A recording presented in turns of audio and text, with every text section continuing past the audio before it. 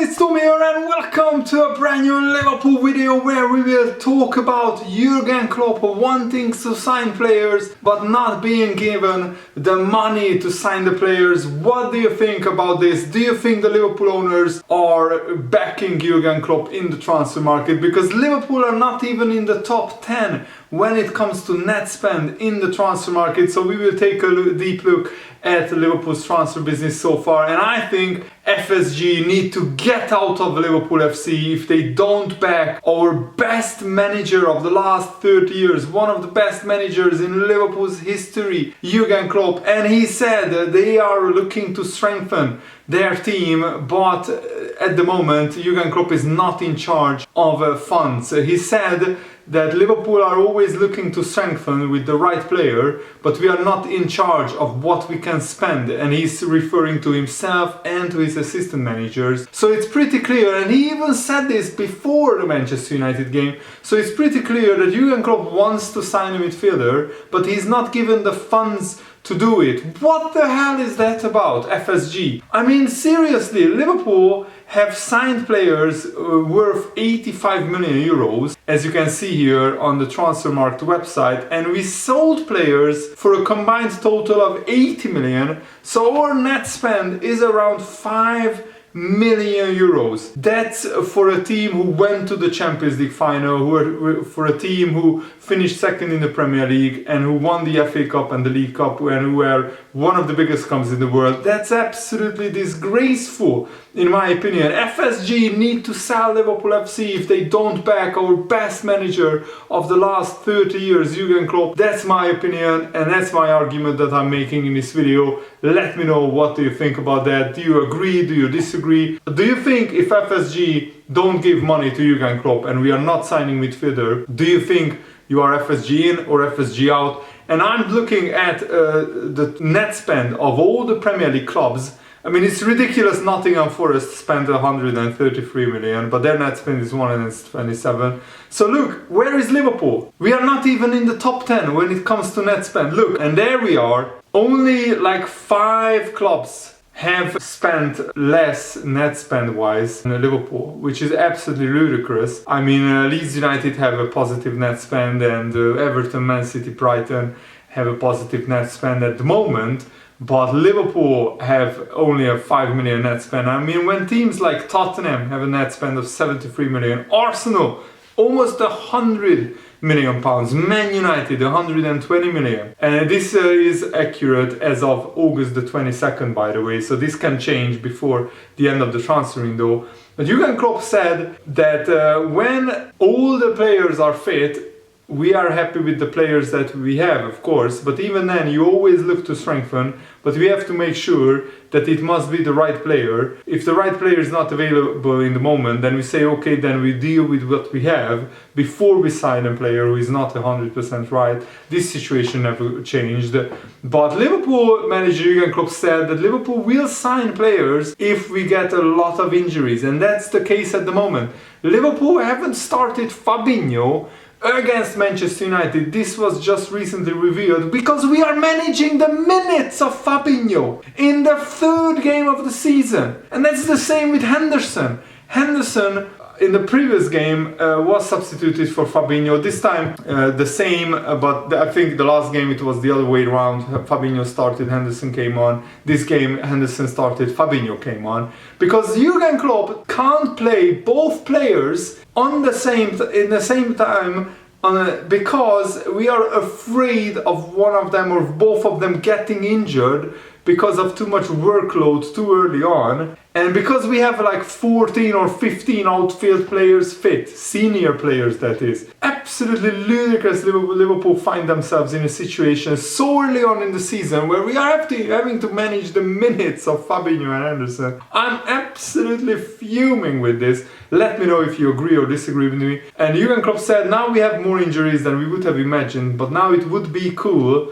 to have a new midfielder in, of course, but for now, and we don't know how it would work when the boys come back, this situation would change constantly. You can't just do that. Then there is another fact, we are not in charge of what we can spend. We are not. That's the situation. So if you are like get a feeling of what Jurgen Klopp is talking about, he's basically putting a little bit of pressure on the owners that even if they wanted to spend some money, they are not in charge of that. The owners are. So Liverpool manager Jurgen Klopp needs to be backed 100%. If he thinks right now that Liverpool needs to sign a midfielder, and I'm sure that we have a list of targets that we are monitoring at the moment. If any of them are available, then Jurgen Klopp should go out and Liverpool should be able to go out and spend whatever is necessary to bring that player in to help this great manager, because honestly, like only Bob Paisley in the 80s and maybe like Kenny Dalglish in the late 80s have a better win percentage as a Liverpool manager than Jurgen Klopp. He is absolutely elite. Last 30 years, nobody is as good as a Liverpool manager as Jurgen Klopp. He's better than Rafa Benitez and all the other managers at Liverpool of the last 30 years. So just back him, FSG. Please back him or get out of my club. Because this is exactly the situation where the owners have to step up and say to Jurgen Klopp, if you think there is a midfielder that can help you in this situation, here is the checkbook. Go and sign him, because we want to be as successful as possible. And I mean, we can't have a situation where Liverpool are in the bottom 5 or 6 clubs in terms of net spend in the Premier League, when in the previous 2 or 3 years we weren't in the top 5 or top 10 even of net spend. Somebody get a statistic for me of the last 3 years, but I think Liverpool's net spend of the last 3 years is still way down. And Jurgen Klopp said, we get told things and then we deal with that. It was always the same, never different. You can say that's why we are here in a good understanding, or that's why we are here in a bad understanding. That's why we are here, that's it. So Jurgen Klopp is not entirely happy, doesn't sound happy, because we get told things and then we deal with that. So basically Jurgen Klopp probably was told, we are not signing another midfielder because there is no money available. Then where is the money? Where is all that incredible amount of money? The sponsorship deals, the Champions League revenue, the Premier League revenue, the TV revenue, everything. Liverpool are in such a healthy financial position. Why aren't you backing the manager? Why is the manager having to say, we get told things and then we deal with that? Oh my goodness, this just makes my blood boil, on top of losing to Man United, now down this. And Jurgen Klopp said, I always have to accept it, and that's it. It makes no sense to worry about something you cannot change. It's just a waste of energy, a waste of positivity. I love this group. And not because they are so good looking, because they are incredible characters. My problem is that even before the season began, we haven't addressed our midfield situation, because Liverpool's midfield have been in dire need of signing a new player or two for like 2 years running.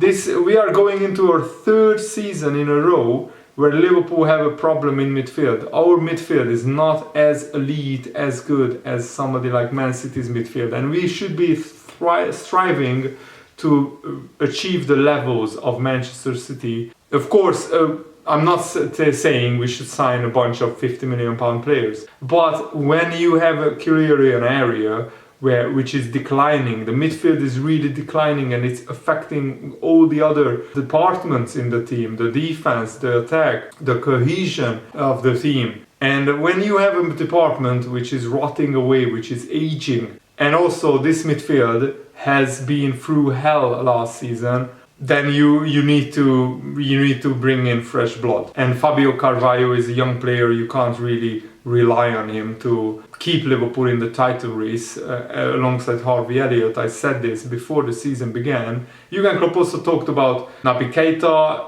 Selling Naby and not replacing him, that's not possible, but it's not the plan. Naby will not go, but if he would, which he will not do, there must be a replacement, of course, that's clear. But I think Liverpool need another midfielder, and as you can see, the net spend is really terrible. And also there was a brilliant article in the Daily Mail outlining why Liverpool started the season so slow. Liverpool had 9 outfield players who racked up at least 2,300 minutes. No other club had more than 7 players who racked up that many minutes. 8 of those 9 outfield players at Liverpool played at least 40 matches in all competitions. The one who didn't, Jota, 39, so one match shy. Virgil van Dijk started 51 games. And Ben Dinnery, one of the best experts when it comes to Premier League injuries, said just what did last season's push to try and get the quadruple, to get 4 trophies, take out of the Liverpool players?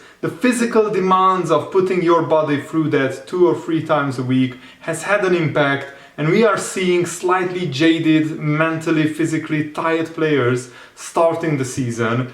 They finished this season late, started this one a bit early, and you had those Nations League games in between. It's just as the physical but the psychological demands and effort to prepare yourself. And Dinnery has a theory. Premier League injuries analysis of Liverpool's injury data over the past few seasons show, by and large, their players are not out for too long, and it's because of this that such a large group of players could feature so frequently. I mean, in the 2019-20 and 2021 seasons, around 78% of Liverpool's injured players returned in 5 games or fewer. Last season, that saw that jump to 86%, which is really awesome. But last season Liverpool's injured players returned to action on average in 26 days.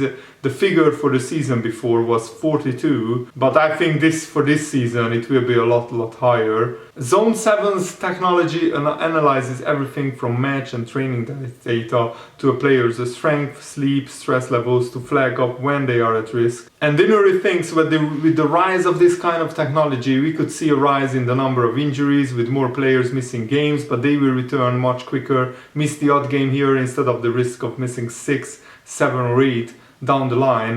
There are Premier League veterans, it's not just a couple of, these are Premier League veterans who operate this technology, not just a couple of people from Silicon Valley running around with spreadsheet.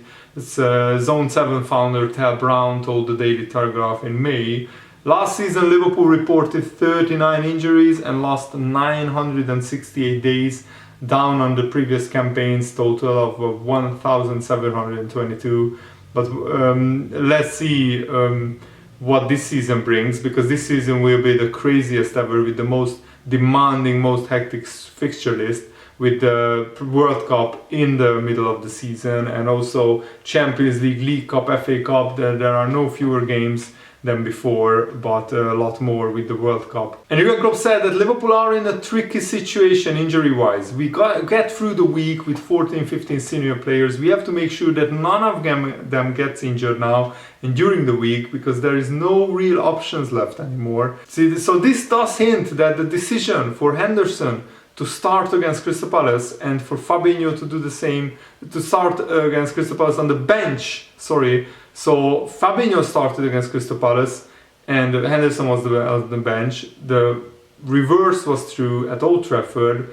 This was to manage their minutes on the pitch, and I'm still absolutely furious about this, because if Liverpool signed some midfielders last season and this season, we wouldn't find ourselves in this situation where we basically have to sacrifice these games or putting the best lineup out in these games for the sakes of managing the minutes of players, because we have built basically a midfield where there are a bunch of aging players, there are a bunch of injury-prone players who are younger and who could deliver week in, week out if they weren't so freaking injury-prone. I'm sorry.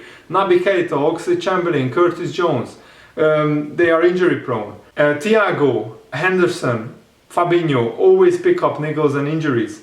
And also we have a bunch of youngsters who, of course, won't put in that consistent performance week in, week out that is required to maintain a title challenge. You can't expect Harvey Elliott or Fabio Carvalho to come in and basically boss the Premier League at 19 years old. And Goal understands that Naby Keita was indeed out with an injury, and that the injury could be a severe injury. So Naby Keita missed last week's game with an illness. And then out of nothing, the day before the game at Old Trafford, where Naby Keita would have started, probably ahead of James Milner, he pulls up injured. And this guy could get injured just staring at a wall. I can't believe how many injuries Naby Keita has picked up. And Jurgen Klopp said it was a shock that Naby Keita pulled out. Yesterday he was injured, it needs further assessment, but it doesn't look like he will be in training tomorrow. We need more assessment. So he missed yesterday, he missed the Man United game, and how much more I don't know. So we have to wait and see again how long Naby Keita is out for. But we just can't rely on a midfield like this, where we already have Thiago, Curtis Jones, Oxlade-Chamberlain,